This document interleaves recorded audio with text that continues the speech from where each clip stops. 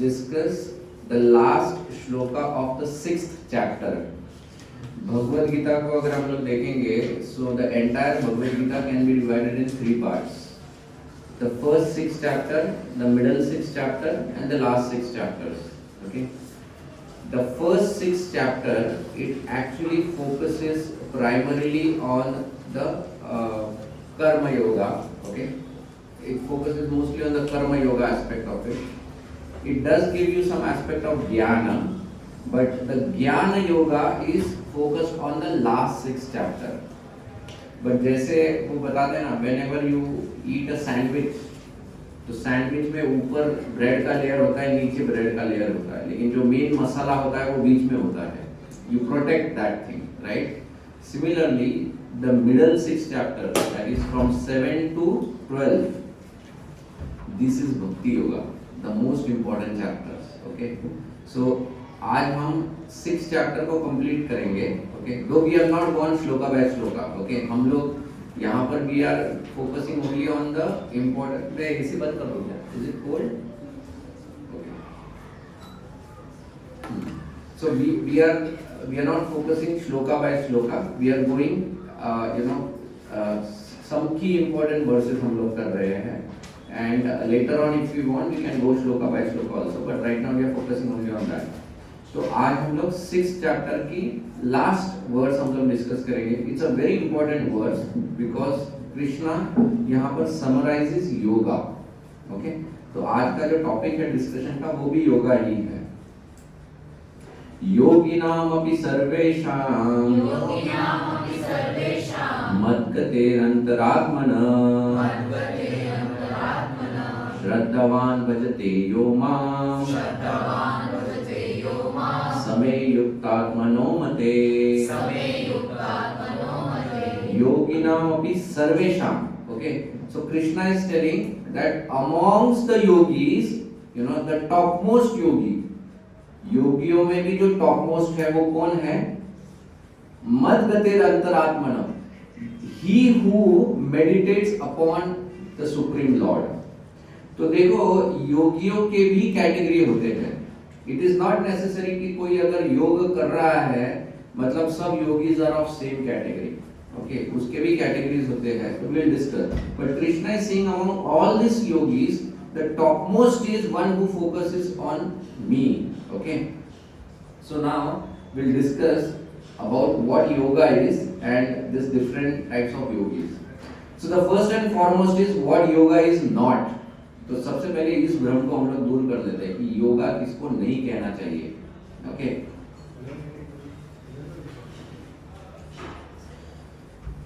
सो जिसको हम लोग वायु को अंदर लेना और बाहर छोड़ना जिसको कहते हैं प्राणायाम, और जिसको हम लोग कहते हैं asanas, you know, which typically is called as yoga nowadays. This type of exercise is typically called as yoga. But this is not true yoga, because ये योगा जो है इसका फोकस जो है it is only on certain specific things which are actually side effects of yoga. तो आजकल जो योगा होता है उसका प्राइमरी फोकस क्या होता है? First is to get in good shape. मेरी गर्दन दुख रही है, मेरी कमर दुख रही है, मेरे घुटने दुख रहे हैं, यू नो, तो वो सबको ठीक ठाक करने के लिए, या someone wants to be very fit, slim वगैरह, so they focus on the exercise called as yoga. So उनका ऑब्जेक्टिव क्या होता है कि योगा से मुझे फिट बनना है. That is one objective. Second objective is better sense enjoyment. Nowadays yoga is marketed, you know, especially between the male and female attraction में, to enjoy each other better. How तुम्हारे senses और strong हो सकते हैं तो तुम योग पद्धति करो. But this defeats the purpose of yoga. Okay, but yoga is promoted like that कि इससे तुम्हारे senses strong होंगे, so you enjoy better. Okay, so that is another purpose that is given. Increasing lifespan. We all know these yogi people, they increase lifespan like anything. Like Prabhupada बताते थे, like Kumbh Mela में कुछ yogis आते हैं जो 250, 300, 400 साल पुराने थे. आज भी even in today's date there are yogis who come from, you know, in Kumbh Mela who are so old, but by योग सिद्धि उन्होंने अपने प्राण को पकड़ के रखा है. Like and they stay young also. They stay young also. In Shastra, there is a story of ये जो शौबारी मुनि है ना, शौबारी मुनि की स्टोरी है. So शौबारी मुनि की स्टोरी में ऐसा ही है. शौबारी मुनि जाकर योगा कहाँ कर रहे थे? पानी के अंदर जाके कर रहे थे. गंगा नदी के अंदर जाके वो योगा कर रहे थे. Why? Because he didn't want disturbance. हर कोई अलग अलग जगह पे जाके वो पानी में जाके योगा कर रहे थे. But पानी में when he went there, because he was staying in water for so many years, तो naturally वहाँ के जो लिविंग एंटिटीज है, स्पेशली द फिशेस, उनके साथ उनका एक प्रकार से अट्रैक्शन डेवलप हो गया. And he would enjoy the lives of those fishes, just seeing them, And he thought that just looking at the fishes कि इनका कैसे परिवार है, तो एक बार शौबारी मुनि के मन में भी विचार आया कि okay, I should also have a family. So he comes out of the water. The moment he has the desire, he immediately comes out of the water. Now because of yoga, उनका body वैसे तो पूरा emaciate हो गया है. Now that emaciation of the body is because ऐसा नहीं कि उनके अंदर कोई ताकत नहीं बची है या एनर्जी नहीं है. That is immense, but externally body emaciate हो गया है because intake कुछ भी नहीं है, food नहीं है, कुछ नहीं है, इसके emaciate हो गया. Then उस टाइम के जो राजा है, वो राजा का नाम था मंदहाता. मंदहाता राजा जो है, रामायण में उनका उल्लेख आता है. मंदहाता, he comes in Ikshvaku dynasty. भगवान राम के बहुत पहले ये राजा हुए थे, मंदहाता राजा. मंदहाता राजा के बारे में वो फेमस कोट आता है, वेयर जहां तक तुम्हारी दृष्टि जाए, या जहां तक हमारी दृष्टि तो बहुत कम जगह तक जाएगी, पर जहां तक सूरज की किरणें गिरती है, वो पूरा राज्य मंदहाता का था. Can you imagine? Wherever the sunlight falls, that entire region was ruled by King Mandahata. ये ऐसा इतना great powerful king था. और ये मंदहाता राजा के 50 प्रिंसेस थे, daughters. And when Shaubari Muni reaches Mandahata and he says that I want to marry one of your daughters, and Mandahata is in a question कि अभी इससे कौन शादी करेगा? Because just looking at his रूप, he thought that this will be not good for my daughter. और मैं अगर किसी daughter को बोल भी दूँ तू इससे शादी कर ले, तो she will think my dad is so cruel. 50 में से इसने मुझे ही चुन लिया. Kind of, the father has chosen. So Mandahata did not want to take that decision. So Mandahata told the sage that see, I have given full power to my daughters, to marry anyone they like. So you go and you present yourself, and whoever chooses you, I am okay. I am perfectly fine with that. So Shaubari Muni was not a fool. He understood the Mandahata क्या सोच रहा है. Shaubari Muni को समझ में आ गया तुरंत कि अच्छा, he is hesitating just looking at my external this thing. Yoga also gives special powers, and before Mandahata reached inside to meet the daughters, Mandahata with his powers, he transformed his body into such a beautiful body. Shaubari Muni ऐसा इतना beautiful body बनाया कि even Indra भी ललचाया जाए उस शरीर को देखकर. And like that, when he entered inside, so the daughters started fighting amongst themselves, saying that ये ऋषि है, तू क्यों अपनी जिंदगी बर्बाद कर रही हो, मैं अपनी जान उस पे ये कर दूंगी. The other said no, तू मेरी प्यारी बहन है, you don't sacrifice, I will sacrifice. ऐसे करके they started fighting among them, and eventually all 50 ended up marrying this sage. Okay, so yoga जो है, योग सिद्धि से humans they can develop mystic powers and they can increase lifespan, and that lifespan increase जो होता है, it is increased in such a way that उसमें तुम्हारी शक्ति क्षीण नहीं होती है. Your powers don't reduce. See, lifespan वैसे देखा जाए तो मेडिकल साइंस भी इंक्रीज करता है, बट जान कुछ नहीं होता है. You have seen, they put that oxygen लगा के हॉस्पिटल में लगा देते हैं. 3 महीने, 4 महीने, 6 महीने वो पेशेंट जिया ही रहता है, लेकिन ना वो बेड से हिल पाता है, ना कुछ कर पाता है. That is not the kind of increased lifespan we are talking over here. The increased lifespan over here of yogis is when his powers don't reduce. Okay, this is what yoga does, but this is a side effect. This is not the purpose of yoga. बहुत से लोग सिर्फ इसी को purpose समझकर योगा करते हैं. but this is not the purpose of yoga. So then we'll talk about what yoga is. Now when we are talking about yoga, तो आज हम लोग प्योर देखो, योग भी अलग अलग पद्धति के योग हैं, तो वो क्या योग है वो हम लोग देखेंगे। लेकिन जिसको नॉर्मली लोग योग कहते हैं, तो पहले तो वो योग सच में क्या है वो समझ लेते हैं। सो कॉल्ड आसनास एंड प्राणायाम, तो वो योग कैसे किया जाता है उसको हम लोग देखते हैं। So one of the most famous paddhati of yogas which is referred in the shastras is called as the Patanjali paddhati. Okay, Patanjali paddhati, जो पातंजलि ने advocate की थी, and this is called as Ashtanga yoga. Now it is not that this Patanjali paddhati was designed by Patanjali. This was existing long back. Even ध्रुव महाराज जब उन्होंने तपस्या की, उन्होंने अष्टांग योग किया था। ध्रुव महाराज ने 6 महीने के लिए अष्टांग योग किया था, एंड थ्रू अष्टांग योग he had pleased the supreme personality of Godhead. तो योग से भगवान की प्राप्ति की जा सकती है। ओके, तो हम लोग देखते हैं कि कैसे योग को करना चाहिए। फिर आप लोग अगर कर सकते तो कर लो, ठीक है, मेरे लिए बहुत कठिन है, लेकिन आप लोग कर सकते तो कर लो। तो ये अष्टांग योग के 8 अंग क्या है वो हम लोग देखेंगे। ये 8 अंगों में there are 2 parts. So first 4 okay gross activities एक, और दूसरा है सटल एक्टिविटीज। ये आरुक्ष स्टेज बोलते हैं एंड आरूढ़ स्टेज कहते हैं इसको, आरुक्ष एंड आरूढ़। आरुक्ष इज बेसिकली ये शरीर से रिलेटेड डायरेक्टली, आरूढ़ इज बेसिकली वो स्टेज जिसमें तुम अपने मन इंद्रियों को इस तरह से कंट्रोल करते हो जिससे नाउ यू ट्रांसेंड। आरूढ़, now you are transcending to the next level. Okay, so these are the 2 stages of Ashtanga yoga. So आरुक्ष स्टेज में क्या आता है, तो सबसे पहले होता है यम। आप लोगों को दिख रहा है ना? हाँ, yama. Okay, so yama means basically giving up the negative. Okay, मतलब रेगुलेशंस कि क्या नहीं करना चाहिए, the rules and regulations. Okay, the second part is niyama. Niyama is basically doing those things which are positive.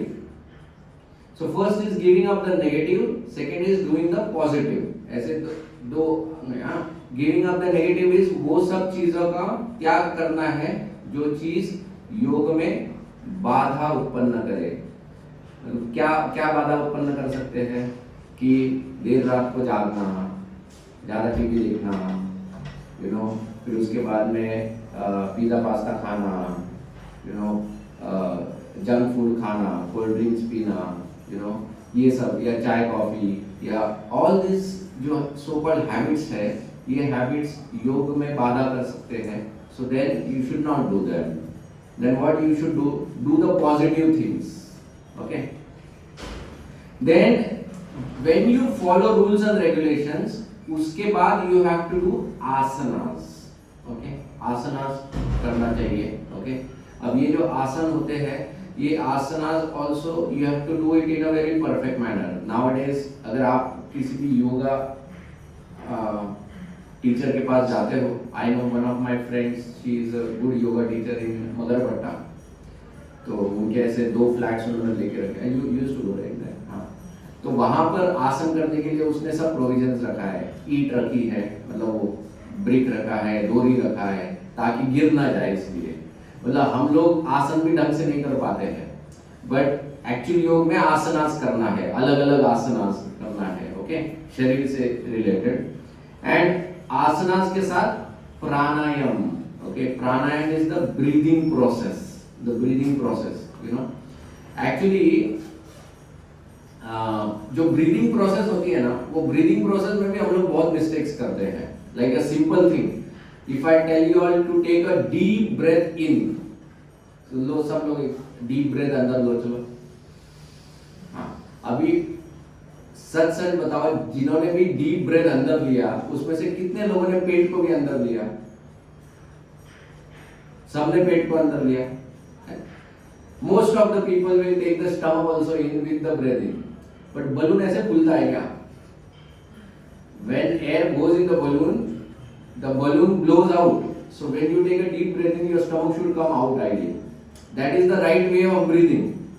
But हम लोग क्या सोचते हैं कि डीप ब्रेथ मतलब सब कुछ अंदर ले लेना चाहिए हवा के साथ, वैसा नहीं रहता है। सो द प्राणायाम का जो पद्धति है वो पद्धति आई मीन उसका भी एक साइंस है, okay, but this is not something which we have learn from our childhood. Dhruv Maharaj being a 5 year boy, उसको बचपन से ये आता था, ही डिड, उसको प्राणायाम नहीं सिखाया नारद मुनि ने रास्ते में, उनको सिर्फ बोला कि अष्टांग योगा कर, मतलब ही न्यू ऑलरेडी अष्टांग योगा कैसे करना। It was a lifestyle at that point in time. We are talking about Satyuga, Dhruv Maharaj के, he is a Satyuga character, okay, but we are not, हमारे लाइफस्टाइल में ये है नहीं, उठना ही मुश्किल है, प्राणायाम कब करेंगे, you know, it's such a difficult thing for us. That time people used to, you know, morning में उठने के बाद ऐसा पूरा सिस्टमैटिक ये रहता था।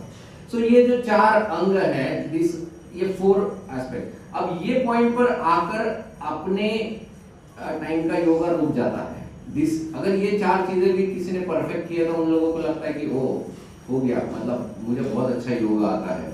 पीपल अपना खुद का क्लासेस वर्सेस चालू कर देते हैं इसके ऊपर कि बस एकदम मैं परफेक्ट हो गया। बट ये तो सिर्फ आरुक्ष स्टेज है, ये पॉइंट पे कहीं तो तुम्हारा मन जो होता है वो स्थिर होना चालू हो जाता है। इट इज स्टिल नॉट एकदम परफेक्टली फोकस, बट स्टिल काफी स्टेबल हो जाता है। इसके बाद असली योगा चालू होता है। So what is the actual yoga? प्रत्याहार, ओके, प्रत्याहार क्या है? प्रत्याहार इज बेसिकली हमारे डिजायर्स को कंट्रोल करना चालू हो जाता है यहाँ पर प्रत्याहार में, okay. So when you talk about controlling the desires, मतलब क्या कि तुम्हारा मन, ओके, जब विचलित होना चालू हो जाता है, like in chanting we see, right, whenever our mind ऐसे ऐसे यू नो हिलना चालू होता है, कुछ अलग अलग थॉट्स आना चालू हो जाता है। So the process of bringing back the mind again to focus is called as pratyahar, that is controlling your desire। मुझे बताओ, हम लोग जब चैंटिंग करते हैं तो हमको किसके ऊपर फोकस करना चाहिए? चैंटिंग के ऊपर, साउंड, कौन से साउंड पे? हाँ, जो हम लोग बोल रहे हैं उसी साउंड पे, कोई और क्या बोल रहा है उस पर ध्यान नहीं लगाना, क्या बोल रहा है वो नहीं सुनना है, हम लोग जो बोल रहे हैं उसी पे, राइट। सो साउंड वाइब्रेशन, अब वो साउंड वाइब्रेशन के वक्त कितने ख्याल आते हैं हमारे माइंड में? सब कुछ आता है, आज इसने वो बोला, उसने बोला, ये किया नहीं, वो नहीं किया, ये प्लान है, कल वो जाना है, सब everything comes. This what are all this things? Desires, right. अभी तो करंटली हम लोग तो you know free flowing desires allow कर देते हैं कि बहो, जितना बहना है बहो, you know, it's like that, एकदम सब डिजायर यहाँ वहाँ बहते रहते हैं। बट प्रत्याहार इज द प्रोसेस जिसमें the person practices to come back from those desires to the focus जो वो कर रहा है माइंड से, यू नो, साउंड वाइब्रेशन या हमारे केस में, but the other meditator might be doing anything else, okay. So उस पॉइंट पे वापस आने को उसको कहते हैं प्रत्याहार।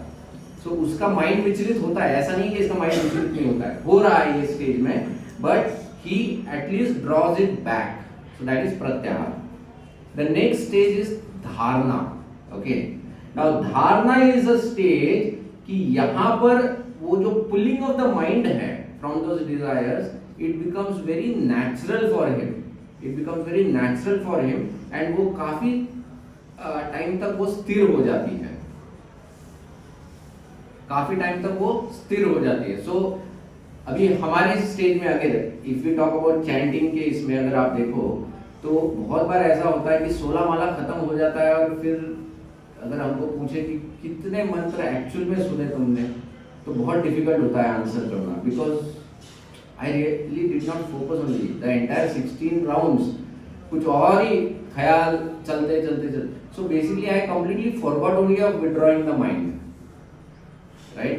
सो दैट स्टेज इज प्रत्याहार। पर धारणा में क्या होता है कि जैसे ही माइंड थोड़ा भी ये होता है तो इमीडिएटली ध्यान आता है, नहीं मुझे खींचना है, मन को खींचना है, I have to come back. So this becomes very natural in dharana. उसके बाद है ध्यान। अब ध्यान में क्या होता है, पूरा वन फोकस माइंड लग जाता है। Now the mind is very steady. अब डिजायर ऑलमोस्ट जीरो हो गए रहते हैं, zero in the sense now they don't disturb the mind, now the desires have stop disturbing the mind. अब अगर मैं किसी चीज पे फोकस करूं तो और कोई चीज मुझे विचलित नहीं कर सकती, right? जैसे arjuna when he was shooting that arrow, right? Draupadi के स्वयंवर में, तो जब अर्जुन एरो शूट कर रहा है तो आपको क्या लगता है बाकी क्षत्रिय ऐसे शांत बैठे थे क्या? वो कभी हम लोग फटाका जलाते देखा है क्या? वो ऐसा जब कोई व्यक्ति बहुत डर से फटाका जलाने जाता है वैसे, और अब ऐसे काम करते हैं तो एकदम ऐसा ये हो जाता है. You have seen that? So he is trying to focus or she is trying to focus and पीछे से जैसे ही आवाज आता है वो डर जाता है. Imagine Arjuna when he is trying to focus, how much noise the others would have made. How much noise the others would have made. In spite of that, he is able to focus and he is able to shoot.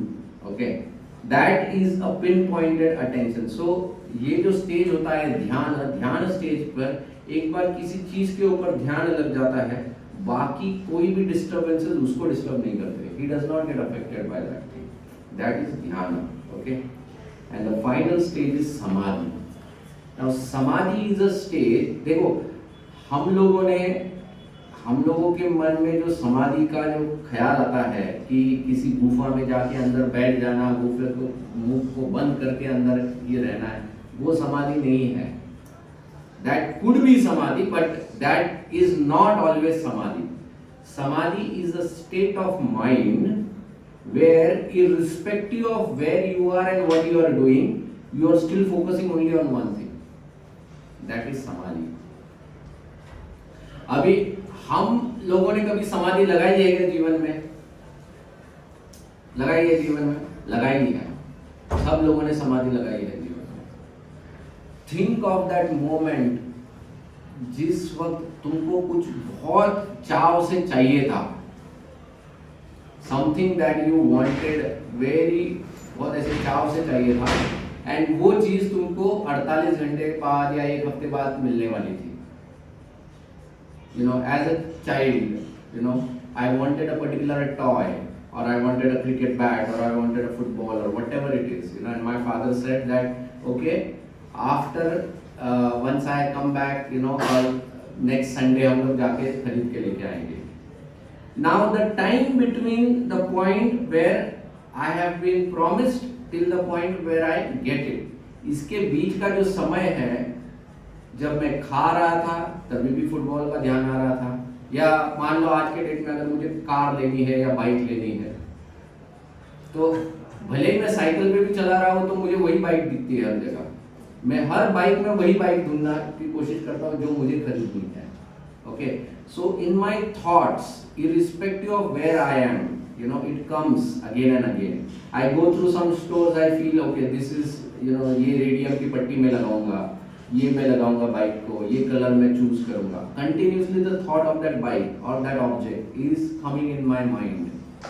This stage where one constantly thinks about a particular thing irrespective of whichever situation he is, that is called as a state of samadhi. So ऐसा नहीं है कि समाधि हमारे लिए foreign है. We are accustomed to be in the state of samadhi. It is just that गलत चीजों की समाधि लगाते हैं हम लोग. हम उन चीजों की समाधि लगाते हैं which does not give us happiness or satisfaction. वो जैसे ही प्राप्त हो जाती है हमारा इंटरेस्ट उसमें से निकल जाता है ना. This is life. In life, जब तक वो चीज प्राप्त नहीं होती है तब तक बहुत क्रेविंग रहती है. जैसे ही वो चीज प्राप्त हो जाती है, हम लोग बच्चे के जैसे 3-4 दिन वो खिलौने के साथ खेलते हैं, एंड देन उसके बाद में that thing becomes very stale. That is how relations are also actually in life. Unfortunately, relations in this world are also like that. And इसलिए भगवान के साथ जो रिलेशन है वो बहुत स्पेशल है. Because Krishna is Nitya Navayanam. Krishna, how different he is not just God, but he is different every time. The way Krishna comes, the way Krishna reciprocates, there is a newness, Nitya Navayanam. Every time there is newness to that, and that is why it does not become stale. That relationship never becomes stale. So God के साथ जो relation होता है, that is not impersonal, that is very very personal. So samadhi, this is like the final state, and ये state में the person focuses only about that thing इसमें उसको एक जगह बैठने की जरूरत नहीं है, वो कहीं भी घूमते घामते खाना पकाते जो भी कुछ कर रहा है उसमें वही चीज का ध्यान रखता है।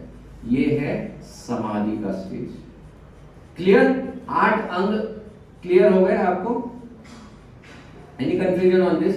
So when someone does all this 8 steps, इसको कहते हैं yoga. So if I say I am doing yoga, that means you are doing this.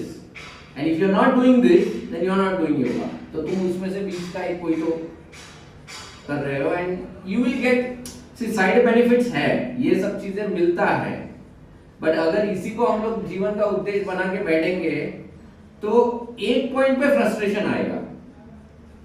At one point you will be frustrated. At the immediate moment तुमको भले ही वो खुशी मिलेगी, but कुछ समय बाद फ्रस्ट्रेशन आ जाता है, you know, it's like that. So again वो भोग त्याग के साइकिल में चले जाते हैं।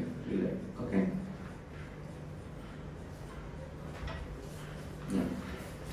So now let's understand what is the main purpose of yoga. Okay, now this word yoga comes from a Sanskrit word called yuj. Okay, yuj means linking.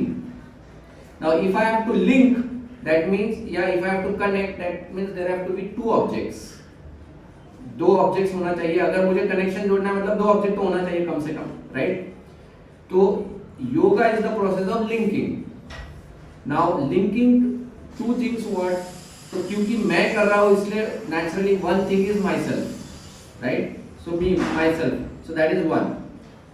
So second whom, so it is explained, the second is God. So the process of linking with God is called as yoga. The process of linking with God is called as yoga. Okay.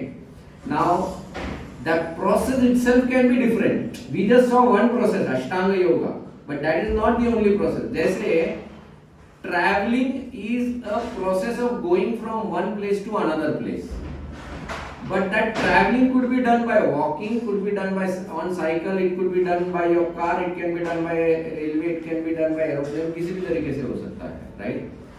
But the process of traveling is to move from one point to another.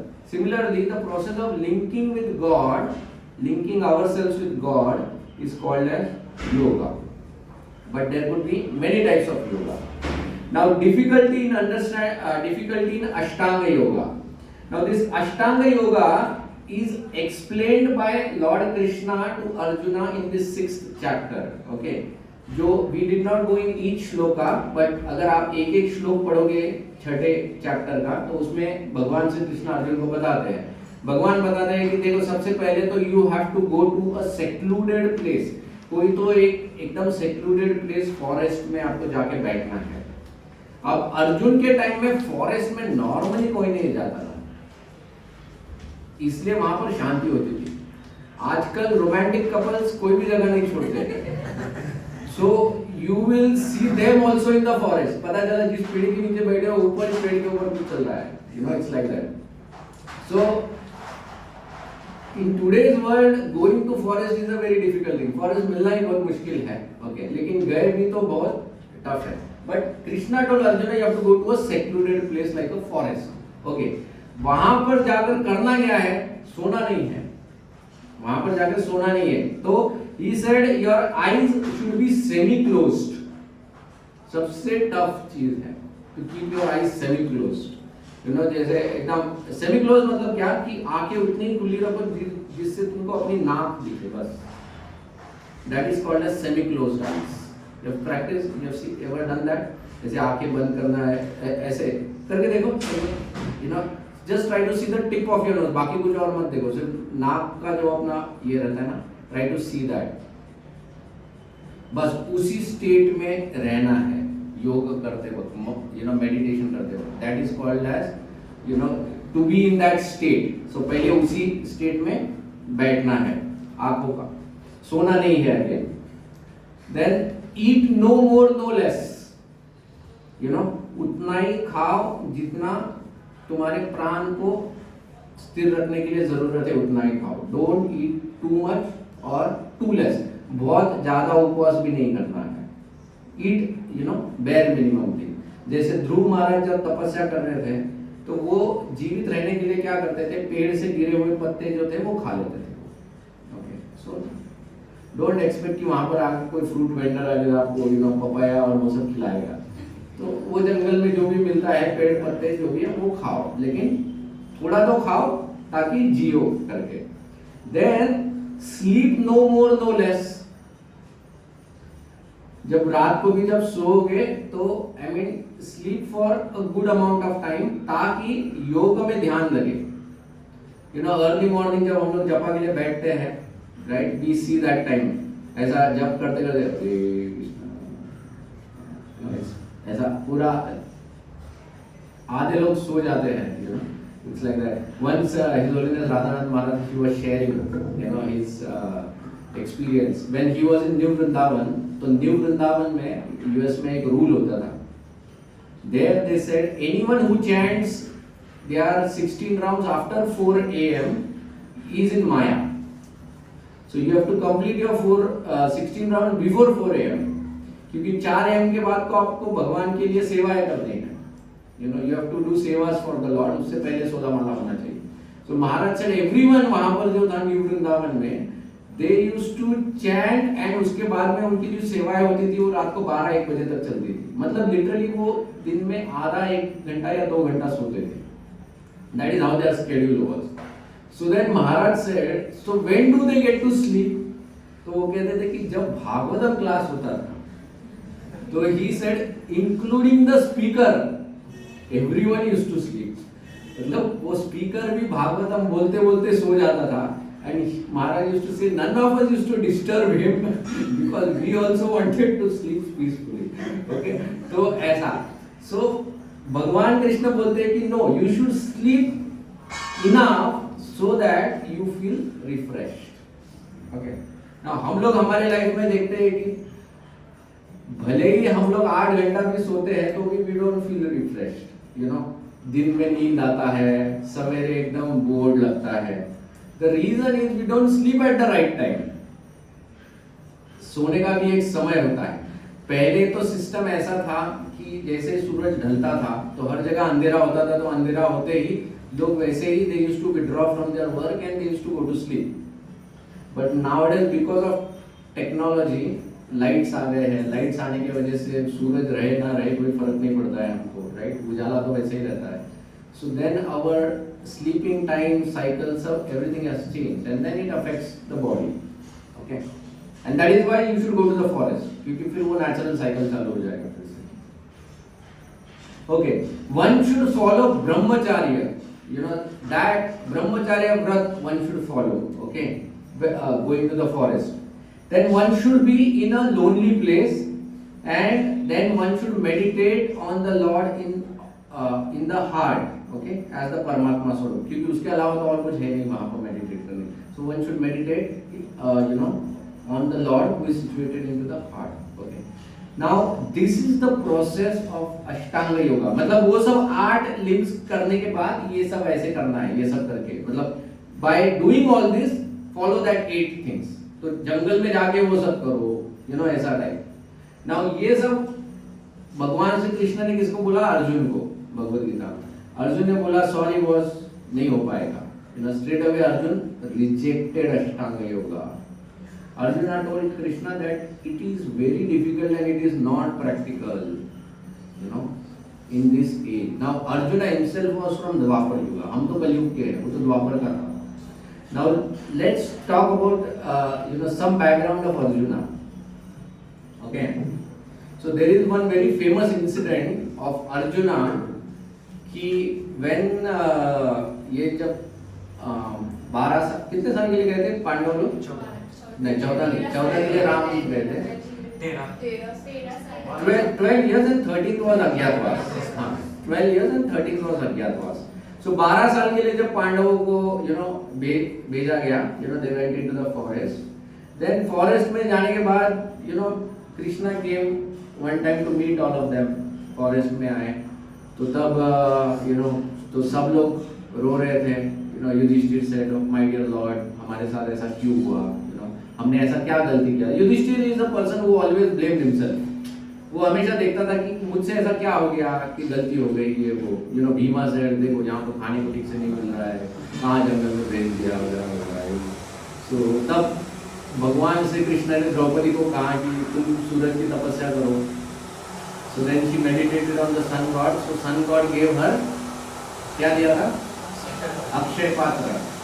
तो अक्षय पात्र is that utensil, okay, जिसमें भगवान सन ने बोला था कि तुम उसमें जो भी पकाओगी तो वो कभी खत्म नहीं होगा, till the point you don't eat. एक बार द्रौपदी ने खा लिया फिर खत्म हो जाएगा, लेकिन तब तक जो भी, मतलब मान लो उसने एक कटोरी भर बिरयानी बनाया, तो भीम खाते ही रहे, बिरयानी खत्म नहीं होना है।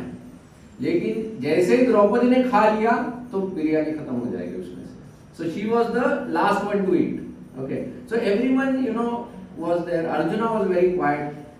कृष्णा ने अर्जुन को पूछा, what do you think? तो अर्जुन से कुछ नहीं ऐसे। तो कृष्णा बोले ऐसे ही टाइम पास करोगे, अभी 12 साल क्या करना है?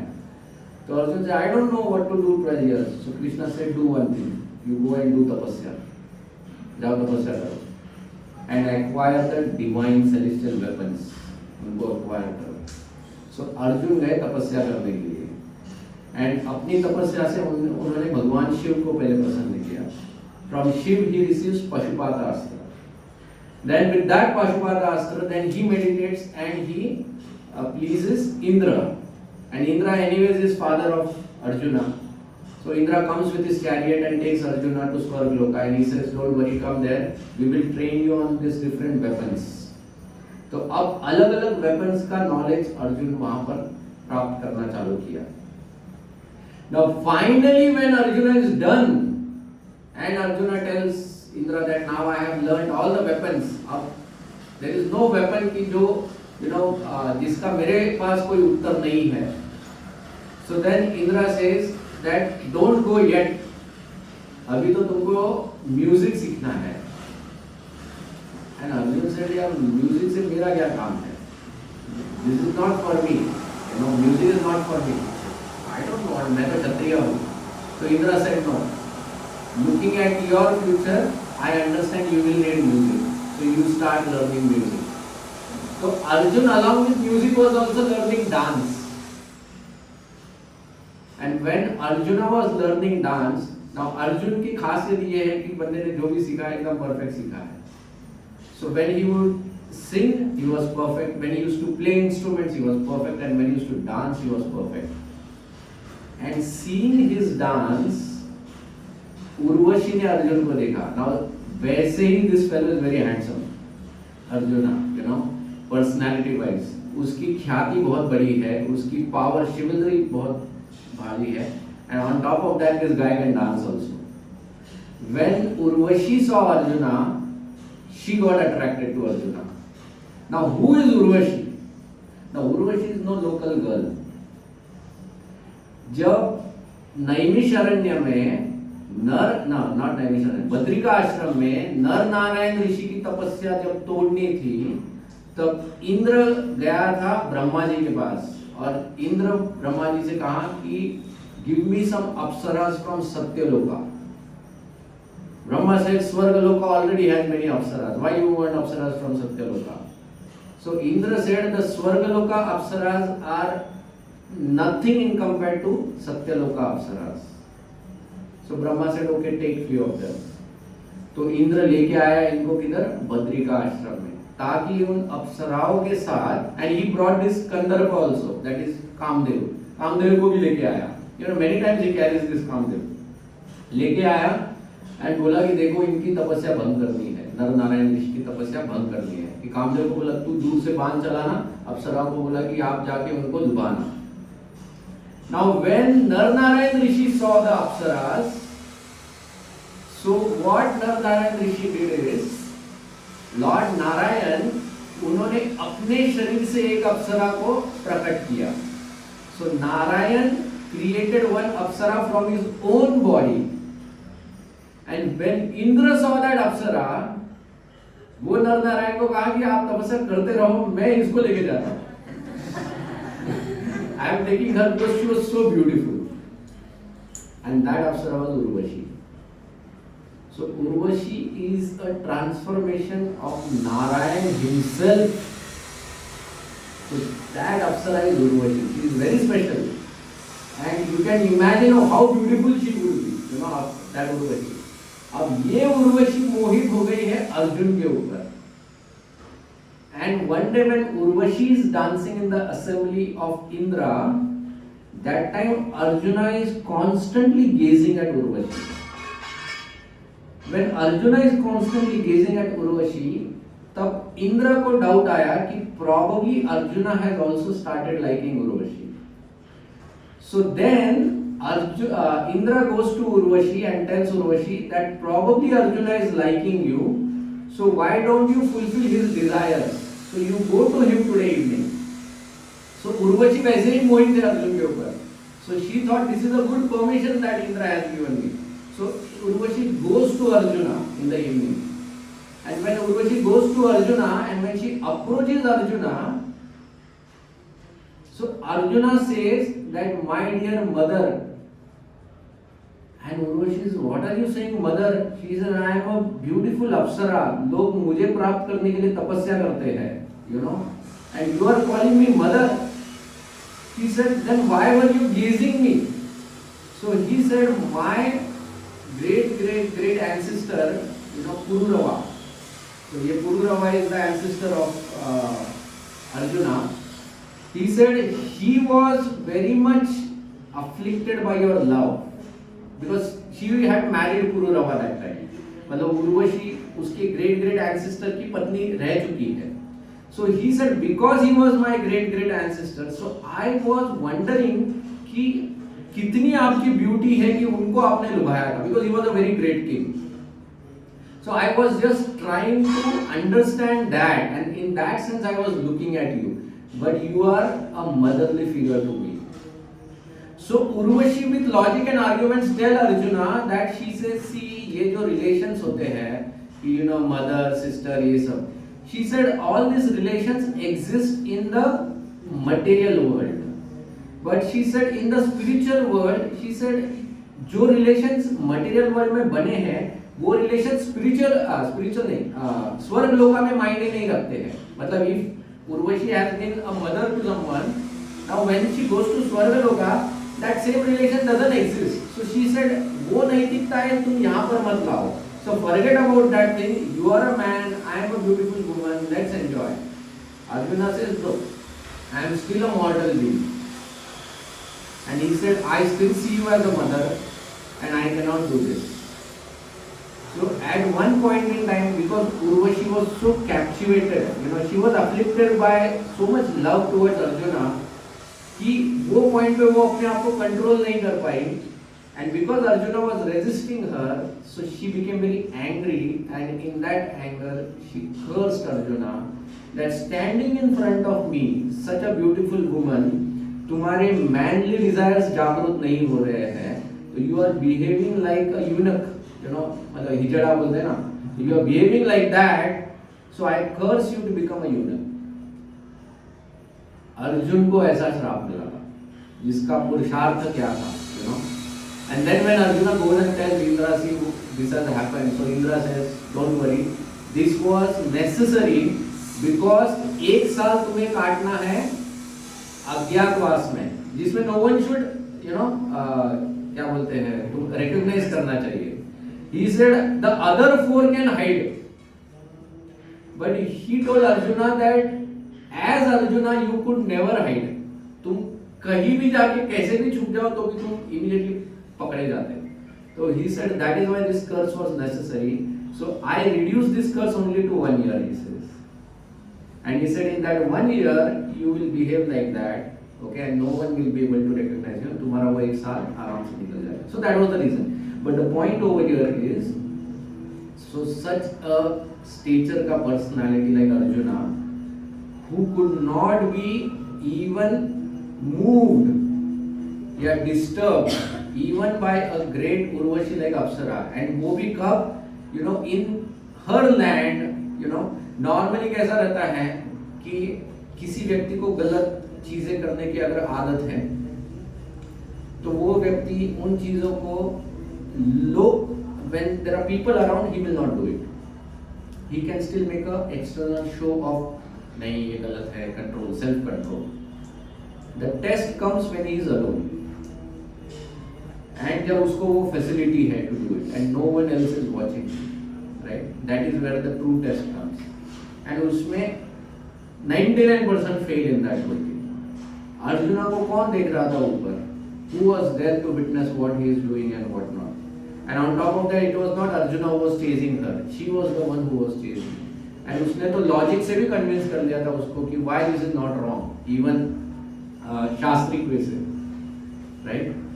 And this man, he was still able to control that, and he is telling Krishna that it is very difficult to do this yoga. So when Arjuna के caliber का person अगर बोलता है कि ये योग बहुत difficult है, so we should not even think of attempting it, frankly speaking. Okay, so we should just move on with that. ठीक है? So that is why this Ashtanga yoga is very very difficult.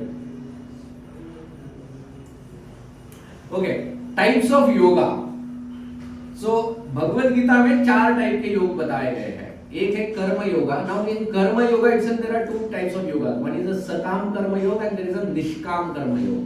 Okay, कर्म योग, ज्ञान योग, ध्यान योग, भक्ति योग. Okay, so we'll talk about what is कर्म योग. किसको पता है कर्म योग क्या है? What is कर्म योग? It's based on our needs. It's one needs. Based on your needs. मतलब क्या?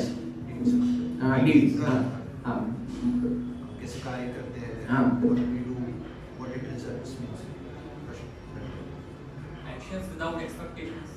Actions without expectation, but actions for whom? That is important. Serve the body. When actions are performed to serve the Lord, okay, that is karma yoga. Now uska motive decides whether it is sakam or nishkam. Okay, so actions performed with the expectation to get some result, even though serving the Supreme Lord is called as sakam karma yoga. जैसे many times Indra के हम लोग देखते हैं, when Indra goes and worships Lord Vishnu, okay, though he is doing it to the Supreme Lord, but he has an expectation behind that कि मुझे राज्य चाहिए, मुझे ये चाहिए, वो चाहिए. So that is sakam karma yoga. Nishkam karma yoga is where action is performed for the Lord, okay, but there is no expectation of the fruit. मुझे result से कोई interest नहीं है. I am not even interested कि यार मुझे कुछ मिले ना मिले. But I want to do something. Action करना है for the Lord. Okay, this is निष्काम कर्म योगा. Now भक्ति योग में भी action आता है. भक्ति योग में भी we are doing action, right, for the Lord. So then कर्म योग और भक्ति योग में फर्क क्या पड़ता है? Because sometimes people confuse निष्काम कर्म योग as भक्ति योग also. उसमें बहुत छोटा डिफरेंस है निष्काम कर्म योग और भक्ति योग में. Okay, दोनों में एक्शन है, दोनों में फ्रूट्स की अपेक्षा नहीं है. हाँ, इन बोथ निष्काम कर्म योग में भी he is not expecting any results, भक्ति योग में भी he is not expecting that you do give me something back. दोनों में नहीं है. बट डिफरेंस इतना आता है कि सकाम कर्म योग में the action that I perform is the action that I want to perform. In bhakti yoga, the action that I perform is the action that God wants me to perform. Simple things. Okay, I'll try to explain little bit. भगवान को मैं भोग लगाता हूँ गुलाब जामुन का, क्योंकि मुझे गुलाब जामुन खाना है. Okay, so this is कर्म योग. मतलब इच्छा मेरी है गुलाब जामुन खाने की. Okay, लेकिन मैं ऐसे ही नहीं खाऊंगा, मैं भगवान को भोग लगा के खाऊंगा. ये हो गया कर्म योग. भगवान कहते हैं कि मुझे करेला पसंद है, तो मैं सिर्फ करेला खाऊंगा. दिस इज भक्ति योग. सो एक्शन दोनों में है, मैं पकाऊंगा दोनों में, लेकिन एक में मैं गुलाब जामुन पकाता हूं क्योंकि मुझे खाना है. That is the action that I like to do. Okay, and in the other one I am performing the action even though I might not like it, but the Lord likes it and I have to do it. Bhishma Pitama was doing Bhakti Yoga by fighting in the war of Mahabharata. Bhishma was very well aware of the Siddhantas, शास्त्रिक सिद्धांतास, तो वो ऐसे ही खड़ा रहा दुर्योधन के side पे. The Lord wanted to prove to this world that even if the greatest warrior of the planet, if he stands on the side of the opposing party, मतलब अधर्म के साइड पे, तो भी अधर्म की हार निश्चित है. ये भगवान को सिद्ध करना था. And for that purpose, he wanted Bhishma to stand on the other side. And Bhishma understood this. Bhishma also knew that there will be people who will question his actions. But he did not care for his infamy. And he was ready to do anything for the Supreme Lord. And that is why it is Bhakti Yoga. Krishna reciprocated with Bhishma in the war of Mahabharata, where Bhishma told Krishna that I want you to pick up a weapon. Even though भगवान कृष्ण ने शपथ ली थी मैं weapon नहीं उठाऊंगा, लेकिन सिर्फ भीष्म की प्रतिज्ञा के लिए भगवान श्री कृष्ण ने वेपन उठाया उस वॉर में. इमेजिन, यू नो, भगवान ने अपने वचन को झूठा बनवाया. That is the supreme lord, you know, and that is Bhishma. So bhakti yoga and कर्म योग में फर्क समझ में आया? भक्ति योग वो है जिसमें हम लोग वो करेंगे जो भगवान हमसे करवाना चाहते हैं, जो भगवान, that is love, right? In love is sacrifice. True love is sacrifice, right? True love is sacrifice. So true love में you try to satisfy the other person even though whether you like it और not.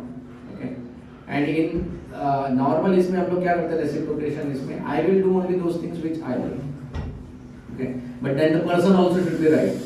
नहीं तो वो person exploitation करते ही जाएगा and बेवकूफ की तरह हम लोग, यू नो, नाउअडेज वो ऐसा ट्रू लव का वो फैड हो जाता है. सिनेमा देख के हम लोग, बट वो सिनेमा वाले वो तो क्या सिर्फ पिक्चर पे ही ट्रू लव दिखता है, बाहर तो कोई ट्रू लव होता नहीं है एक्चुअली, राइट? ओके, सो कर्म योग, भक्ति योग दोनों समझ में आया. ज्ञान योग, ज्ञान योग इज द प्रोसेस, ज्ञान योग is the process of linking with the supreme Lord by cultivating knowledge. भगवान के बारे में ज्ञान अर्जित कर करके इसको कहते हैं नैति. The whole philosophy of negation, कि भगवान क्या नहीं है. ओके, तो यू नो, भगवान को अगर समझना है तो भगवान क्या नहीं है ये पहले समझो, एंड फिर क्या नहीं है वो निकालते फिर भगवान क्या है वो समझ में आता है. So ज्ञान yoga is the process of understanding the whole everything, creation से लेके सब कुछ, वो पूरा समझ के लेकर भगवान को समझना, उसको कहते हैं ज्ञान योग. So it is a process of knowledge. तो ऐसे लोग जो रहते हैं तत्ववादी रहते हैं, लाइक यू नो, जैसे भृगु मुनि को एक बार भृगु मुनि went to his father and he said that my dear father, can you tell me who am I? So Bhrigu Muni's father said, very good question, but he said, I want you to find out. So then Bhrigu Muni went and उन्होंने बहुत दिन सोचा. Then one day he came to his father and said, now I understood who I am. So the father said, who? So he said, father, I am food. So father said, very good. He said, tell me how. So he said, I am what? Because of what I eat. So that means I am food. So father said, very nice. He said, now go and think again who you are. So then he went again, started meditating. Then he said, I am air, because I live because I breathe. तो ऐसे करते करते, so एक स्तर से दूसरा, दूसरे से तीसरा, तीसरे से चौथा, ऐसा करते करते he came to the point that oh I am the soul. Okay, ये ऐसे करते करते उनको हजारों साल लग गए कि मैं आत्मा हूँ. एंड देन उसके बाद में फिर एक परमात्मा है वो भी समझना है, फिर उसके बाद में उनके साथ रिश्ता जोड़ना है, फिर उसके बाद भक्ति करना है, राइट? तो उसमें उन्होंने लाखों साल डाल दिए भृगु मुनि ने. But Bhrigu was a great personality, he could do it. हम लोग नहीं कर सकते हैं, यू नो, मतलब हम लोग फूड के स्टेज पे ही रुक जाएंगे. उसके आगे एक बार पापा ने हाँ बोलते फिर क्यों वापस सोचना है, type, you know, it's like that. So we are very lazy. So we can't go with this Jnana Yoga process. Very difficult for us to go through this. Okay. Then the other is Dhyana Yoga. Dhyana Yoga is what we discussed. Ashtanga Yoga process. So that also is very difficult process. So finally is the Bhakti Yoga process. Now amongst all the processes, Bhakti Yoga is best. Why it is best? So सबसे पहले भक्ति योगा के जो results है, they are maximum results है bhakti yoga में. क्यों maximum results है भक्ति योगा में? Because in Bhagavad Gita Krishna says, okay, वो भी आता है 6th चैप्टर में. भगवान अर्जुन एक बार भगवान को पूछते हैं, वो कहते हैं कि मान लो किसी व्यक्ति ने भक्ति योग चालू कर दिया.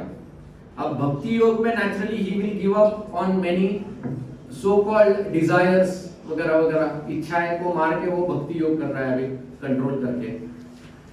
अब फॉर सम रीजन वो भक्ति योग करते करते बीच में ही वो छूट गया उसका, you know, he stop doing it for some reason, मर गया या कुछ भी हो गया, like he died in between, you know, he could not complete his bhakti yoga, he could not develop love of Godhead, perfect नहीं हो पाया गया, बीच में मर गया. तो अब ऐसे व्यक्ति का क्या होगा? ना उसने जीवन को जिया, he did not even enjoy, you know, he could have enjoyed outside, but he did not do that, neither could he complete bhakti yoga. तो ऐसे पर्सन का क्या हो गया? So the Lord says, so such a person जो भक्ति योग करते करते विचलित हो जाता है for some reason, मान लो you know उसका कोई इच्छा थी और उसके वजह से उसने भक्ति योग छोड़ दिया. So the Lord says, ऐसे व्यक्ति को I send him first to स्वर्ग लोका, मतलब मरने के बाद वो कहाँ जाता है? स्वर्ग में जाता है.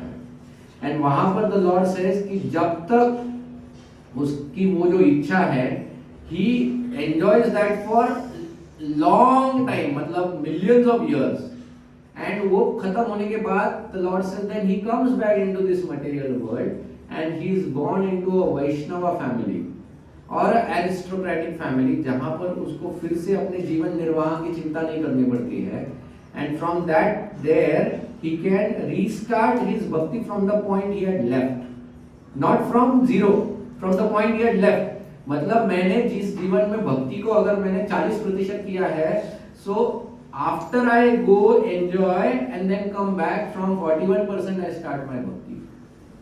That is why you see even in our ISKCON community we see there are some children ना, उन लोगों का एक नेचुरल अट्रैक्शन रहता है, नेचुरल एक अफेक्शन रहता है भक्ति में, just and they are very fast, मतलब ऐसे भक्ति में फटाफट दे जस्ट, व्हाई? बिकॉज उनका जीरो से भक्ति नहीं चालू हुआ है, उनका भक्ति they are just catching up from their previous, तो वो अचानक वो जागरूक हो जाता है and they just move very swiftly. Okay, so this is the assurance that God has given us.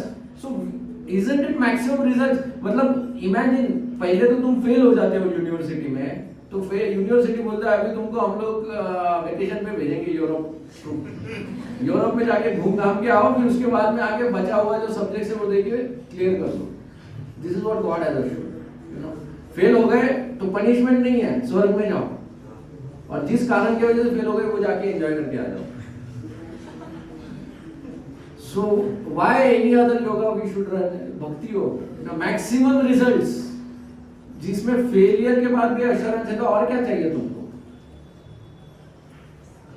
Practical in this age, you know, bhakti yoga is very practical in this age, because bhakti yoga is of performing actions. इसमें आपको कहीं जंगल में जाने की जरूरत नहीं है, and you know those kind of things जिसमें आधी आंख बंद करो, ये करो, वो सब नहीं है. तुमको जो खाना है खाओ, प्रसाद खाना है खाओ, you know, do everything whatever you want and perform this yoga. It is very practical in this case. So this is that shloka, famous shloka, Kriti Dhyayato Vishnu, you know, in Satyug, you know, Vishnu meditation. So this is not chanting, this is meditation. There is a difference between chanting and meditation. Huh? Meditation is ध्यान, मतलब अष्टांग योग में जो ध्यान है ना, that Kriti Dhyayato Vishnu. In Satyuga, the process of you know going back to Godhead was meditation on Vishnu. And कितना साल मेडिटेशन करना पड़ता था? मिनिमम 1 लाख करते थे वो लोग, यू नो. अपने क्या वाल्मीकि से he did for 60,000 years. Ram का नाम लिया 60,000 साल लिया था उन्होंने. ओके, त्रेतया यजतो मुख, यू नो, यजतो इज यज्ञ, फायर सैक्रिफाइस. ओके, सो त्रेता युग में बड़े बड़े यज्ञ करने पड़ते थे. ये जब यज्ञ करते थे ना, ये राजा लोग जब यज्ञ करते थे, तो उन्होंने जितना उनके जीवन काल में पूरी दुनिया से जब सब कुछ लाया होता है वो सब उसमें निकल जाता था. That is how elaborately they used to do the yajnas. It's like that. यजतो मुखो. द्वापरे परिचार्य. द्वापर युग में the process of obtaining God was परिचार्य, मतलब deity worship. अभी हम लोग भी we do deity worship in the temple, okay, but not everyone does deity worship. First thing, it is only qualified brahmanas do deity worship.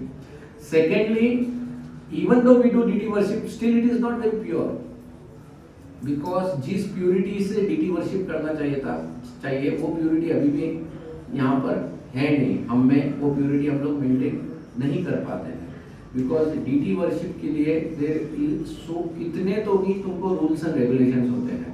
मतलब शास्त्र में बताया जैसे वो रूल्स एंड रेगुलेशंस है. एक बार एक सन्यासी हमको बता रहे थे कि if you start following those rules ना, तुम बाथरूम के बाहर ही नहीं आ पाओगे, क्योंकि 10 रूल्स तो हम लोग बाथरूम से बाहर आते आते ही तोड़ देते हैं. बार बार नहाना पड़ेगा तुमको. It's like that. You will not be able to come out only of the bathroom. It's so difficult to do. मंत्र उच्चारण से लेके सब कुछ. In Srimad Bhagavatam there is a story where there is one sage. Who was that father of Vishrava? No. विश्वरूप के father कौन होते हैं? वृत्रासुर के पिताजी. So there is this father of Vishwarup. This Vishwarup is killed by Indra at one point in time. So his father wants now a son who will kill Indra. तो उसके लिए वो यज्ञ करता है. उस यज्ञ में वो मंत्रों का उच्चारण करता है. And Indra Shatru, that is what he wants. So he wants a son who will be the Shatru of Indra. So Shatru of Indra means the killer of Indra. Okay. Tvashta. Tvashta is that sage.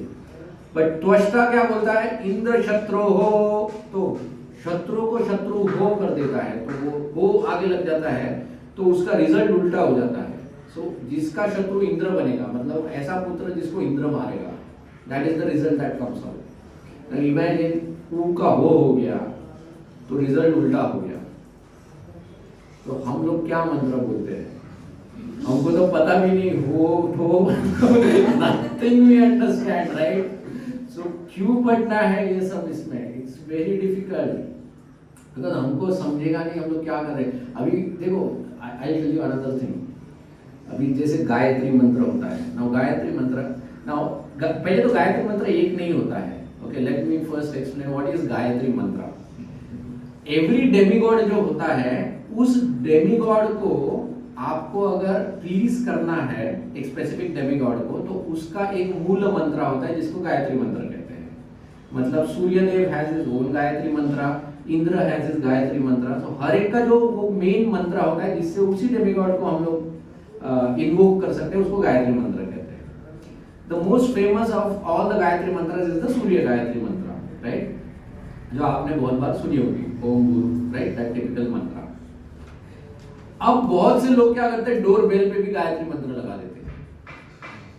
You have heard that. या कुछ लोग सवेरे उठते ही radio लगा देते हैं, गायत्री मंत्र चालू हो जाता है, वो अपना रेडियो वाला बजता रहता है, गायत्री मंत्र ये लोग ये करते. बट गायत्री मंत्र ऐसे कैजुअली नहीं बोल सकते. गायत्री मंत्र बोलने के लिए एक क्वालिफिकेशन की आवश्यकता होती है. One has to be a Brahmin to chant Gayatri मंत्र. एंड अगर वो इम्प्योरली उसको चैंट करो तो उसका रिजल्ट उल्टा आ जाता है. उसका रिजल्ट उल्टा पड़ जाता है. In Krishna book there is a story of a Syamantaka jewel. Syamantaka jewel का एक स्टोरी है जिसमें एक स्पेशल स्टोन होता है, and that stone is very auspicious. And वो जो स्टोन होता है that also gives lot of wealth. And वो स्टोन मिलता है सत्यजीत को, who is a devotee of sun god. Satyajit का जो भाई था, एक बार उसके भाई को लगा कि थोड़े दिन के लिए मैं इसको पहन देता हूँ, बिकॉज वो पहनने से ना ऐसा पूरा बॉडी में तेज आ जाता है. So he thought give it to me for few days. और Satyajit out of his affection towards his brother said take it. but Satyajit's brothers' habits were unclean habits. Now, because of his habits or activities, the money is pure, but his habits are impure. So the money reacted on him and it caused his death. This is for those who wear rings with वो अलग अलग जाते हैं ना हम लोग, मेरे जीवन में ये नहीं हो रहा है, मेरे को 5 डालो, ये डालो, वो डालो, वो सब डालते हैं एंड देन फिर भी कुछ होता नहीं है लाइफ में या कुछ उल्टा हो जाता है. There are multiple reasons to it. Don't blame the stone for it. When you wear the stone you also become responsible. Now you can't do anything wrong. तुम अगर अपने जीवन के हैबिट्स बुरे रखोगे and something you wear pure, that pure thing reacts and that is the reason we ask people not to wear tulsi mala unless and until you have not controlled your heart. समझा कि हम लोग क्यों लोगों को, देखो वैसे तो आप 25 रुपए या 50 रुपए में जाके खरीद सकते हो, मार्केट में कहीं भी मिल जाएगा आपको तुलसी. And tulsi is powerful, but wearing tulsi when you do wrong things she will react in your life and then there will be harm on you, right? And that is why we say that be careful like that. Okay, clear on this? Okay, so this deity worship is also very difficult for us. So then the final is in Kali Yuga, the process is taking the holy name of the Lord, chanting. देखो meditation नहीं बोला है, chanting बोला है. राधा गोविंद महाराज बोलते हैं, you know. Once one devotee asked Srila Prabhupada, I am not able to put my mind on chanting. Prabhupada said, where is the question of mind? He said, your mouth has to take the name, your ears have to hear. Forget about the mind, Prabhupada said. क्योंकि meditation है ही नहीं है, तुमको meditation करना ही नहीं है यहाँ पर. Use your mouth or tongue for taking the name, use your ears for hearing purpose. The expectation is not meditation in this way. The expectation is chanting the name of the Lord. बस मुंह पे भगवान का नाम आने दो. That itself is enough for us to get delivered. So chanting is the process for Kali Yuga. Okay, so that is the practical process. No previous qualification is required for Bhakti Yoga. जैसे मैंने बताया ना, अलग अलग जैसे गायत्री मंत्र उच्चारण करने के लिए तुमको ब्राह्मण होना चाहिए वगैरह. भक्ति करने के लिए कोई क्वालिफिकेशन नहीं है, कोई भी कर सकता है. हाथी ने जब मंत्र बोलना चालू कर दिया था, गजेंद्र ने, भगवान विष्णु आके उसको उठा के लेके गए, बोले चल मेरे साथ बेटा, you know. So even elephant was delivered, even Shudras are delivered, right. Ajamil तो इतना पापी था, भगवान का नाम ले लिया, तर गया, you know. We see Shudras like Guha, you know, he was delivered by taking the name of Lord Ram. Shabri who was she was also Bhilni थी ना, she was a Bhilni. They come actually lower to Shudras actually, in one category they are even lower to the Shudra, but still, so there is no qualification required for bhakti. Bhakti कोई भी कर सकता है, कभी भी कर सकता है. That is the beauty of bhakti. तुम्हारा वो जो पुराना बैगेज है वो सब हम लोग उतार सकते हैं. उसको कोई मतलब ये नहीं है कि मैंने पहले ये किया था, वो किया था और अभी भी मैं ये कर रहा हूँ. Forget about that. Just do bhakti, you know, and you will get delivered. There is a book, you know, by Prabhupada. The name of the book is not perfection, the path of perfection. छोटा book है प्रभुपाद का, beautiful book. अगर आपको जो भी हमने yoga discuss किया आज उसको डिटेल में पढ़ना है तो वो बुक आप पढ़ सकते हो. पाथ ऑफ परफेक्शन करके बुक है. ओके, अब ये बुक से मैंने ये पैराग्राफ निकाला है where Prabhupada explains about what is bhakti yoga. So Prabhupada says service means activity. Okay, service basically भगवान से अगर प्रेम करना है तो love has to be reciprocated in service, right? I love you. जाओ अपने हाथ से चाय बना लो. That is not love, right? So service. So Prabhupada says love means there has to be service or activity. Okay. For when we serve someone, we are acting. When I love someone or when I serve someone, it is always followed by action. Okay. When we serve Krishna, we are preaching Krishna consciousness or cooking or cleansing the temple or distributing books for Krishna or writing about him or shopping foodstuffs to offer him. There are so many ways to serve. So when we do all these activities, हम लोग जो भी सेवा करते हैं मंदिर में, that becomes a part of love और bhakti towards Krishna. Helping Krishna means acting for him, not sitting down in one place and artificially meditating.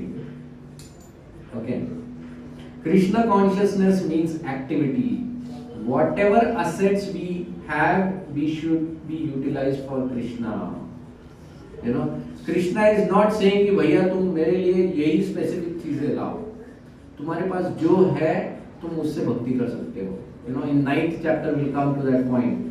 Patram pushpam phalam toyam yo me bhaktya prayat. And then the next slok after that, yat karoshi yad asnashi yad joshi dadashi, right? So whatever you have, whatever you do it for me. Okay. That is the process of bhakti yoga. Krishna has given us a mind.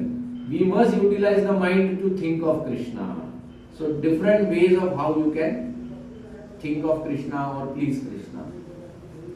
We have been given these hands. We must use them to wash the temple or cook for Krishna. We have been given these legs. We should use them to go to the temple of Krishna or dance in kirtans for Krishna. We have been given this nose, so we should use it to smell the flowers that have been offered to Krishna.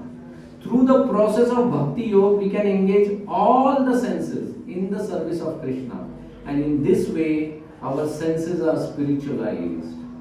We are not to refrain from all activities, but only from those activities which impede our Krishna consciousness. वही activities हम लोग नहीं करते हैं जो हमारी भक्ति में बाधा बनते हैं. Meditation means stopping all nonsensical activities. Those who are advanced in Krishna consciousness are constantly working for Krishna. So this is bhakti. Bhakti is basically working for Krishna or doing activity for the Lord. That is bhakti. And in doing activity, we are basically showing our love towards the Lord. Just like that. Okay? So this is all what is there about yoga. So we'll stop here. From next Sunday onwards, we'll be starting from 7th chapter. Up we will be getting into the bhakti yoga actually. Okay. So 7th to 12th, it's all about bhakti yoga. Okay. Very beautiful. Lot of amazing shlokas are there. Lot of amazing concepts are there. We'll be discussing them. Again, this yoga will come again and again. Many times we'll be going through it again and again. But we'll now be focusing on bhakti yoga from next time. तो अभी next time से अभी जैसे हम लोग वो shloka recitation कर रहे थे ना, तो नेक्स्ट टाइम से will start directly from the 7th chapter का श्लोका. Now I am not going to repeat the 6 chapters के श्लोका, बिकॉज़ अगर ऐसे करते जाएंगे तो फिर आधा घंटा हम लोग सिर्फ श्लोक ही रिसाइट करेंगे. Okay, so from next time 7th से हम लोग डायरेक्टली श्लोक चालू करेंगे. ओके, ठीक है. Any questions?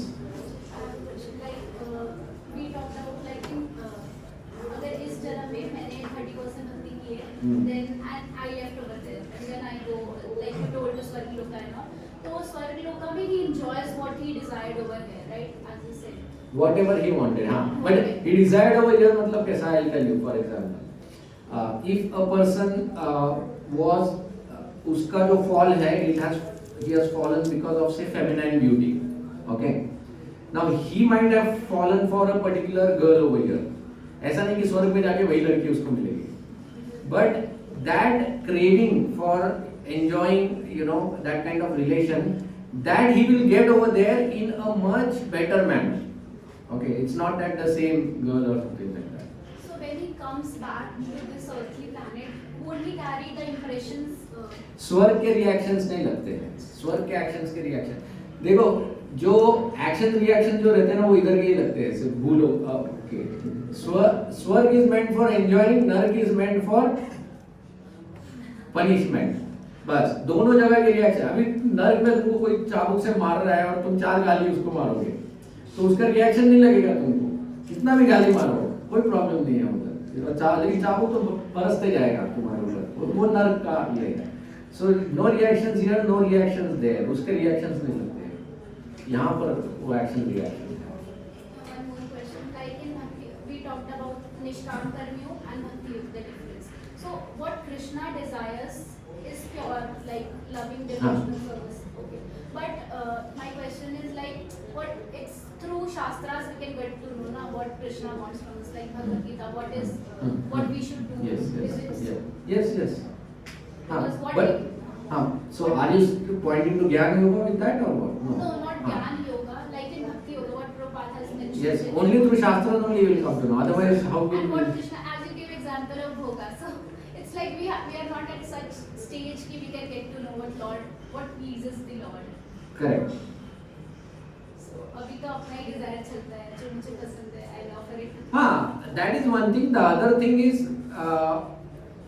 the tendency to offer best to the Lord.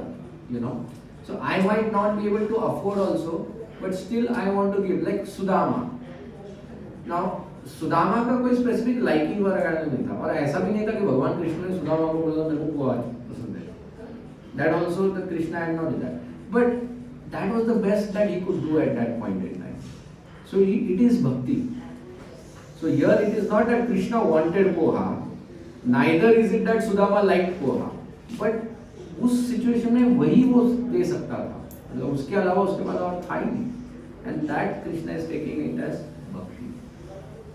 Yeah. So the point I am trying to make is, don't think that okay, how will I understand what Krishna wants? You don't have to wait. You do the best that you can give. That is bhakti. Yes.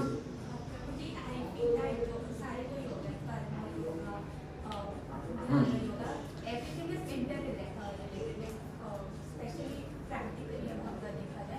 Because as a person, individual, we have to do karma yoga also, then we have to perform bhakti yoga also, then shastra prata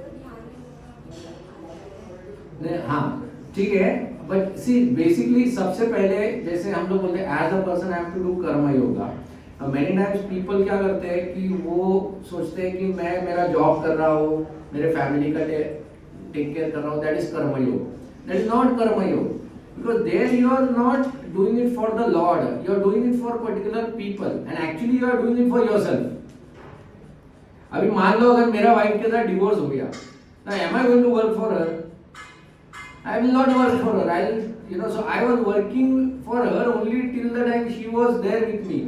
So actually I was not doing it for her, I was doing it for myself. Because divorce के बाद I don't care for her. Then how was it I was ever caring for it?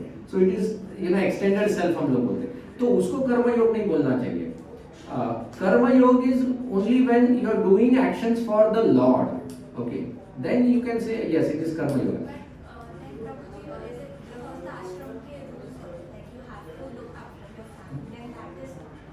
अभी हाँ, good point actually. कैसा रहता है कि भगवान ने हमको एक प्रोग्रेसिव प्रोसेस दिया है, because he knows that not everyone will come to the top most level. Okay, and imagine अगर if he would have given only this level और no level, then people have क्या सोचते हैं कि चलो हम लोग तो कभी इधर जा नहीं पाते हैं, तो forget all this thing, we will do only nonsense. So God gives a gradual process. वो बोलते हैं कि चल बेटा ये नहीं कर पा रहे, कम से कम ये तो कर. So Varnashram is a system which is also given by God to us, but that is not the perfect system. Perfect in the sense, anyone following Varnashram doesn't guarantee that he will receive love of God, but he will slowly, gradually get elevated to the level of that. It's like that. That is Varnashram system. So वो step by step progression है. फिर it's like जो भक्ति नहीं कर पाता है तो कम से कम वर्णाश्रम तो कर. फिर वर्णाश्रम में फिर तुम देवी देवताओं की अलग अलग पूजा है, पाठ, ये सब रहता है. फिर जो वर्णाश्रम नहीं करते हैं, they are like the Adivasi category, then they worship nature. कि चलो कम से कम नेचर को तो वर्शिप करो, पहाड़ को वर्शिप करो, पानी को वर्शिप करो, पेड़ों को वर्शिप करो. It's like that. So even if you go to the stage of aborigines, मतलब those people जो civilized नहीं है, in them also there is a concept of worshipping someone. Okay, it's like that. But then that is developed so that there is a gradual progression. Okay, but if someone, अभी मान लो if you are a student who can appear in IIT और तुम बोलोगी कि मैं IIT नहीं, मैं Montessori करूंगी, मेरे को तो यही पढ़ना है, तो then people will say you are foolish. Because तुम IIT लेवल की लड़की हो, तुम मॉन्टेसरी में बैठ के क्या कर रही हो, but at the same time there is a kid who is at that level, Montessori level, और वो उधर जाके ABCD लिख के आएगा और पापा को बोलेगा, तो पापा उसके पीठ पे थपथपा बोले गुड बेटा व्हाट ना, so nice you know you are doing this. वही तुम ABCD लिख के जाओगे तो पापा क्या करेंगे, बोले क्या है ना है, you know, because your level is different, right. Similarly Prabhupada tells us that as humans who are especially born in Bharatavarsha, where we have this opportunity to come to the stage of Bhakti Yoga, now instead of doing Bhakti Yoga, अगर हम लोग कर्मकांड में लग जाए, you know, वर्णाश्रम and this में, then that is like, you know, IIT doing a Montessori stuff. So naturally with Prabhupada, you know, he uses the words in the book like rascals, you know, so rascals means क्या, नालायक। It is not a bad word. The word rascal means नालायक है, ये बच्चा नालायक है। नालायक मतलब क्या, ये लायक नहीं है, जो कर रहा है उसके लायक नहीं है, नालायक है, you know, it's like that. So that Prabhupada is a very strong word. इसलिए भी कर्म योग, ज्ञान योग और भी डिफिकल्ट है, भक्ति योग किसी भी स्टेज पे कर सकते हैं, किसी भी स्टेज से कर सकते हैं। हाँ, बिस्तर में पड़े पड़े भी, at the stage of death also you can do it. अजाब ने तो मरते वक्त उसने भक्ति योग चालू कर दिया था, imagine at that stage you can. कुछ लोग भक्ति योग के नाम पे कुछ भी करते हैं। Means I have seen a video, he was offering meat to lord Shri Krishna. मींस ये फिर कैसे है? So I am not advocating them, right? I am saying I don't care what people are doing. We should follow what God has told us. अभी लोग अपना ही system बनाएंगे, उसमें हम लोग क्यों एडवोकेसी करें? वो नॉनसेंस करना है, अभी हम लोग उसमें कुछ नहीं कर सकते। We are not propagating that, right? Okay. And many times I feel, you know, we should be least interested in what कुछ लोग कर रहे हैं। यार हमको उनका जिंदगी नहीं, अपना जिंदगी सुधारना है। So focus on ourselves rather than what others are doing. You know, am I doing the right thing? पहले तो मेरा हो गया क्या, मैं perfect? When I become perfect, then I can, मैं दूसरों की गलतियाँ निकाल सकता हूँ। जब मैं खुद ही परफेक्ट नहीं हूँ, you know, वो बोलते हैं ना, वो धोबी मेंटालिटी होता है। You know what is dhobi mentality? धोबी को जब सफेद कपड़ा देते हैं ना, तो वो सफेद कपड़े में दाग ढूंढता है, क्योंकि उसको दाग निकालने हैं ना। तो बड़े 6 मीटर का सफेद धोती है, उसमें एक छोटा दाग है तो उसको वो नजर आता है, तो उसको बोलते हैं धोबी मेंटालिटी। तो इट्स लाइक, यू नो, भले व्यक्ति में 100 अच्छे गुण हैं, लेकिन एक कुछ तो गलत गुण है और हम लोग उसी को देखते हैं कि ये ऐसा क्यों कर रहा है। तो मैं बोल रहा हूँ कि वो धोबी मेंटालिटी अपने को अपने ऊपर लगानी चाहिए। In our own life we should to see ourself, we should see as a dhobi, कि हमारे जीवन में वो क्या गलत आ गया। हम लोग अपने जीवन में कैसे देखते हैं, हाँ ठीक है तो क्या हुआ, लेकिन मैं बाकी का तो अच्छा होता। It's like that. So we have an opposite lens for ourselves versus what we have for people. We should change it. Then we will improve. तो कुछ और जब ज्ञान योग की बात करते हैं, means people gain knowledge from different thing about what, people की मेंटालिटी भी चेंज हो सकती है ना। मींस अबाउट वन श्लोक people can have different thinking, believes that ये ऐसा हो सकता है, होता है।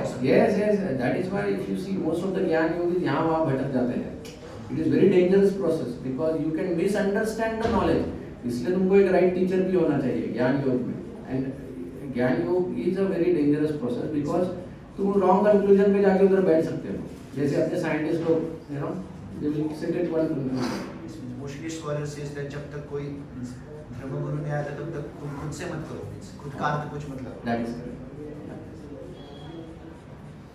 ठीक है, will chant one round now. ठीक है।